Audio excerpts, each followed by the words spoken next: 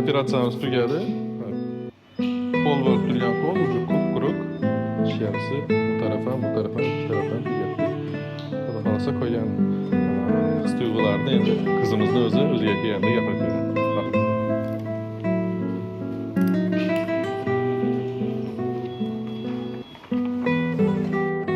Torakoskopik simpatektomiyadan keyingi birinchi sutka.